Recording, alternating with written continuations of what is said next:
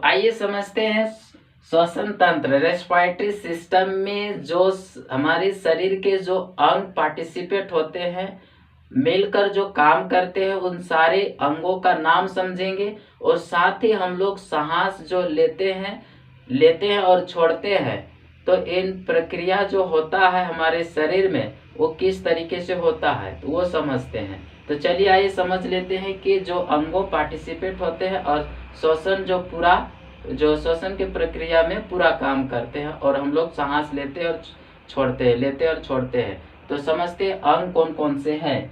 तो देखेंगे नासा छिद्र, पहला होता है नासा छिद्र। नासा छिद्र के बाद होता है नासा कपाट, जिसको नासा कपाट। उसके आगे जाएंगे तो फेरिंग्स पाएंगे।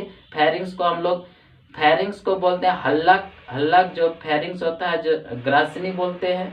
उसके बाद फेरिंग्स के बाद लैरिंग्स मिलेंगे। लैरिंग्स जो है एक वॉइस बॉक्स लगा हुआ है, जिससे हम वॉइस को चेंज कर सकते हैं। आप चेंज कर सकते हो। तो वॉइस बॉक्स लगा है जिसको स्वर यंत्र बोलते हैं, स्वर यंत्र। और देखेंगे लैरिंग्स में जैसे वॉइस को चेंज करना है, जैसे बचपन में हम लोग, बचपन कहने का मतलब जब हम लोग गाय गरु चराने जाते, भेड़ी जो चराने जाते थे, उस समय हम लोग जो है भेड़ी कहीं खो जाता था तो क्या करते थे, उसका आवाज निकालते थे, जैसे बे, इस तरीके से आवाज निकालते थे। तो यहाँ क्या है, लैरिंग्स में एक वॉइस बॉक्स लगा हुआ है, मतलब स्वर यंत्र लगा है, जिससे आप वॉइस को चेंज कर सकते हैं, बदल सकते हैं। ठीक है। उसके बाद लैरिंग्स के बाद आएंगे ट्रेकिया। देखेंगे ट्रेकिया। ठीक है। ट्रेकिया जो छोटे छोटे जीव होते हैं, कीट होते हैं, उन सब जो सांस लेते हैं, जो ऑक्सीजन या सांस लेते हैं, जो सांस लेने के काम करते हैं, वो ट्रेकिया के माध्यम से लेते हैं। उन सब ट्रेकिया से लेते हैं सांस।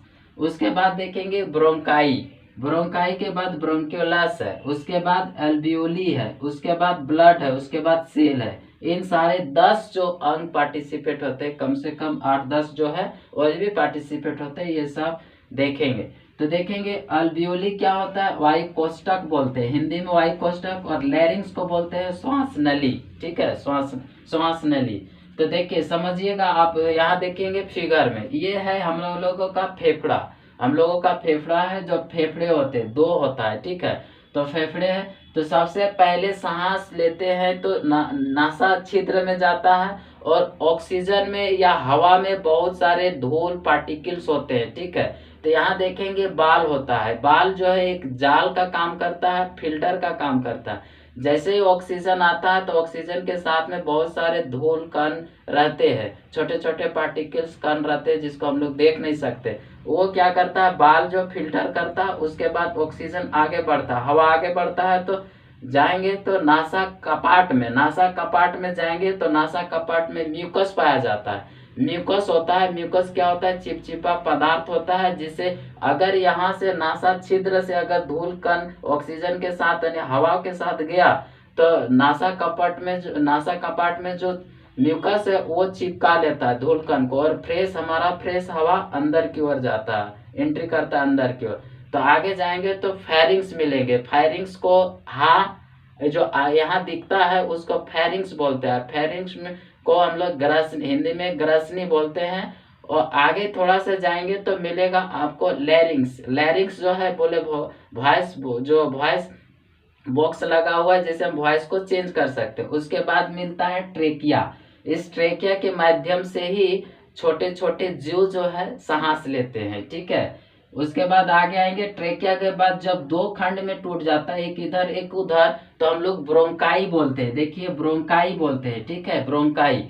और जो ब्रोंकाई जो और भी खंड हो जाता है, मतलब फिर और डिवाइड हो जाता है, बहुत सारे खंडों में टूटता है, तो हम लोग बोलते हैं उसको क्या बोलते हैं, ब्रोंक्योलस बोलते हैं। ठीक है, ब्रोंक्योलस। और हर ब्रोंक्योलस के ऊपर जो है ना गुच्छे के समान दिखेगा, गुच्छे के समान होता है, उसको बोलते हैं अल्वियोली।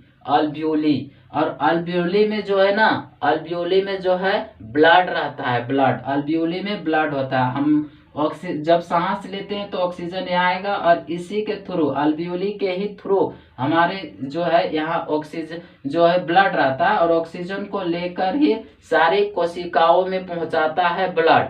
और ब्लड में जो है ना, ब्लड सारी कोशिकाओं में पहुंचाता है ब्लड। जो ब्लड में हीमोग्लोबिन होता है, हीमोग्लोबिन के थ्रू ही सारी कोशिकाओं में पहुंचता है, ऑक्सीजन पहुंचता है। ठीक है, ऑक्सीजन पूरे शरीर में पहुंचता है, पूरे शरीर के हर कोशिकाओं में पहुंचता है। ठीक है, पहुंचाता है हीमोग्लोबिन। तो हीमोग्लोबिन की वजह से ही हमारा जो है ब्लड क्या होता है, रेड होता है, कलर लाल होता है। ठीक है, तो यहाँ देखेंगे, उसके बाद यहाँ देखेंगे, यहाँ पे प्रेजेंट होता है, क्या होता है, ब्लड। ठीक है, और ब्लड के थ्रू ही पूरे ऑक्सीजन जो है पूरे शरीर में, पूरे शरीर के कोशिकाओं में जाता है। उसके बाद देखेंगे, ये जो है ये एक लेयर होता है, ये एक लेयर होता है जिसको हम लोग बोलते हैं प्लूरा। ठीक है, प्लूरा मेम्ब्रेन बोलते हैं, प्लूरा मेम्ब्रेन।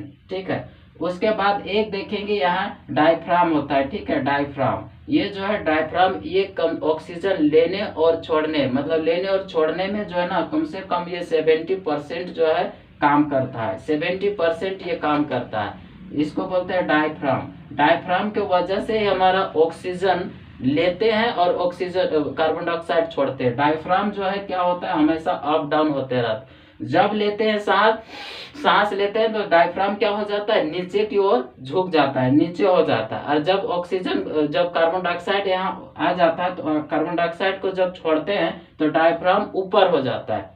डायफ्राम क्या करता है, एक जो है ना अप डाउन करता है, जो हमारा ये फेफड़ा है, ये फेफड़े जो है ये ढकेलता है। जैसे ही ऑक्सीजन अगर इधर से आता है, जैसे हम लोग सांस लेते हैं, जैसे सांस लेते हैं तो क्या हो जाता है, सांस लेते हैं तो ये जो डायफ्राम नीचे की ओर धंस जाता है, मतलब नीचे हो जाता है, डाउन हो जाता है। और जैसे ही डाउन होता है, उसके बाद डाउन होता है, जैसे ऑक्सीजन यहाँ पे आया, यहाँ आया तो यहाँ अल्वियोली में क्या ब्लड प्रेजेंट रहता है, ब्लड जो है यहाँ से ऑक्सीजन को ले लेता है, और ऑक्सीजन को लेकर ब्लड जो हीमोग्लोबिन के थ्रू शरीर के हर कोशिकाओं में पहुंचाता है। ठीक है, पहुंचाता है, और वहाँ सारी कोशिकाओं में कार्बन डाइऑक्साइड जो भी पहले से रहता वो सारे ऑक्सीजन दे देता है, और उसके बदले में कार्बन डाइऑक्साइड लेके हीमोग्लोबिन लेके आता है। फिर यहाँ तभी यहाँ जैसे कार्बन डाइऑक्साइड हम लोग छोड़ते हैं, वैसे ही डायफ्राम जो है, जैसे ही यहाँ कार्बन डाइऑक्साइड आ जाता है, यहाँ डायफ्राम मारता है झटका, हचक के, तभी भचक के मुंह से निकलता है, ये कार्बन डाइऑक्साइड निकल जाता है बाहर। इस प्रक्रिया जो है ना चलते रहता है, बार बार चलते रहता है। समझ में आ गया? तो डायफ्राम जो सबसे महत्वपूर्ण काम जो करता है, डायफ्राम, हम लोग जो नाक से सांस नहीं लेते, ना मुंह से लेते, हम लोग जो सांस लेते हैं किसके वजह से, डायफ्राम की वजह से। डायफ्राम जो है ना नीचे की ओर, जैसे ही सांस लेते हैं तो डायफ्राम नीचे हो जाता है, डायफ्राम की वजह से ही सांस को हम लोग ले पाते हैं और छोड़ पाते हैं। ठीक है, तो समझिएगा, जैसे सांस लेने के बाद आ जाता है यहाँ पे, यहाँ आ जाएगा तो यहाँ पे अल्वियोली क्या करेगा, रिसीव करेगा, अल्वियोली में आ जाएगा तो ये जाली का टाइप का रहता है, और यही अल्वियोली क्या करेगा, यहाँ मतलब ब्लड रहता है, ब्लड जो है ऑक्सीजन को रिसीव करेगा और पूरे शरीर में पहुंचाएगा, और शरीर में पहुंचाएगा, सारी कोशिकाओं में जाएगा, और सारी कोशिकाओं से कार्बन डाइऑक्साइड ले लेगा, उसके बदले में कार्बन डाइऑक्साइड ले लेगा, और लेके बोलता है 2 कार्बन डाइऑक्साइड सबसे ले लेता है, और सबसे लेके आता है, और फिर यहाँ आ जाता है, डायफ्राम मारता है झटका, हचक के मारता है तो कार्बन डाइऑक्साइड बाहर निकलता है। ठीक है, ये काम करते रहता है, इस तरीके से काम होता है। तो देखेंगे कि कोरोना वायरस में क्या हुआ था कि हमारा जो हम लोग का कोरोना जो अटैक कहाँ करता था, यही अल्वियोली में अटैक करता था, अल्वियोली में अटैक करता है, अल्वियोली में अटैक करता था, क्योंकि ये जो कोरोना जो है यहाँ के पूरा जमा हो जाता था, जिससे यहाँ जो हवा जो है ना इधर नहीं आ पाता था, ब्लड में ही नहीं आ पाता था, यही जाम हो जाता था, जिसके वजह से ना हम लोग सांस नहीं ले पाते थे, सांस में दिक्कत होने लगता था, सांस में प्रॉब्लम हो रहा था। तो यहीं पे आके जो है कोरोना अटैक करता था और अटैक करता है। ठीक है, यहीं पे करता है, ये सारे जो है अल्वियोली में ही अटैक करता है, आके जमा हो जाता है, जिसके हम लोग सांस आगे की ओर बढ़ता नहीं है, जिसके वजह से हम लोग सांस नहीं ले पाते हैं। तो ये है काम। ठीक है, तो अल्वियोली काम तो इस तरीके से हम लोग समझ में आ गया होगा कि सांस किस तरीके से लेते हैं। तो जैसे ही सांस लेते हैं आ जाता है यहाँ पे। ठीक है, ये जो नासा छिद्र होते हुए, नासा कपाट से होते हुए, नासा छिद्र, नासा कपाट, फेरिंग्स, लैरिंग्स और ट्रेकिया, ठीक है, ट्रेकिया फिर वो दो डिवाइड हो जाता है, तो ब्रोंकाई, और ब्रोंकाई जो है बहुत सारे डिवाइड हो जाता है, बहुत सारे खंडों में टूट जाता है, मतलब बढ़ जाता है, तो हम लोग बोलते हैं कि उसको बोलते हैं ब्रोंक्योलेस। और ब्रोंक्योलेस के हर ब्रोंक्योलेस के ऊपर में एक गुच्छे के समान होता है, जिससे वो जो क्या करता है उसमें जो है ब्लड उपस्थित रहता है, सेल उपस्थित रहता है, ब्लड में ही हीमोग्लोबिन होता है, और ऑक्सीजन को लेके सारे शरीर के, पूरे शरीर के अंग में पहुंचाता है, और सारे कोशिकाओं से, मतलब सारे कोशिकाओं से, और सारे से, और कोशिकाओं से क्या करता है, रिसीव करता है, रिसीव कर लेता है, क्या कर लेता है, ब्लड क्या कर लेता है कि कार्बन डाइऑक्साइड ले आता है, लेके आके यहाँ फिर ये डायफ्राम मारता है झटका, तो ऊपर होके ऑक्सीजन कार्बन डाइऑक्साइड निकल जाता है, ये काम चलते रहता है। तो ये रहा। तो जैसे ही ऑक्सीजन चला जाता है हर कोशिकाओं में, तो वहां तो एक कोशिका में जो होता है माइटोकॉन्ड्रिया होता है, ठीक है, माइटोकॉन्ड्रिया के द्वारा ही ग्लूकोज का निर्माण होता है, जिसमें माइटोकॉन्ड्रिया में एक क्रेब्स चक्र चलाता है, और उस क्रेब्स चक्र के माध्यम से ही हमारा जो ग्लूकोज बनता है, और ग्लूकोज से ही हम लोग का एनर्जी मिलता है, उसी से हम लोग को बल मिलता है। तो इस तरीके से था, ठीक है। देखेंगे कभी कभी जो डायफ्राम अगर काम नहीं करता है, जैसे कभी अचानक सुने होंगे कि क्या हो जाता है, अचानक अगर एक्सीडेंट हो गया और उसको कुछ नहीं हुआ है, कुछ नहीं हुआ है, लेकिन वो मर गया, क्यों? क्योंकि डायफ्राम जो है ना, मरता है झटका ना, तो डायफ्राम कमजोर टूट जाता है, और जैसे डायफ्राम टूट गया ना, तो सांस लेना बंद हो जाता है, सांस ही नहीं ले पाओगे, डायफ्राम के चलते ही सांस लेते हैं और छोड़ते हैं। डायफ्राम टूट गया, ये कमजोर हड्डी के बना होता है, इसको हम लोग मतलब संयोजी ऊतक का बना होता है, ठीक है। तो ये जो ये कमजोर हड्डी रहता है, ये एक मांस का ही रहता है जो बना होता है, डायफ्राम काम करता है।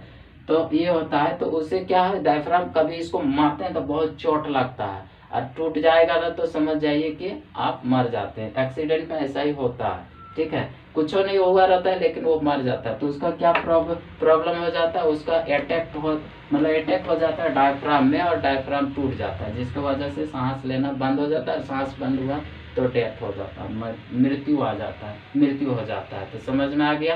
तो ये रहा हम लोग का ऑक्सीजन। यहाँ देखेंगे कि महिला लोग जैसे अब बोलेंगे कि महिला गर्भवती होते हैं, तो उस समय डायफ्राम काम नहीं करता, उस समय उनका रिब काम करता है, रिब जो है ना सिकुड़ता है, ठीक है, रिब, वो रिब के द्वारा ही उसको ऑक्सीजन को ये होता है, ठीक है, उस समय ये काम नहीं करने लगता है। तो इस तरीके से अगर रिब भी काम करना बंद कर देता है तो वो डेथ होने की संभावना हो जाता है। तो ये रहा, ठीक है। आगे फिर हम लोग समझते हैं आगे का जो है। हाँ, एक होता है यहाँ पे देखेंगे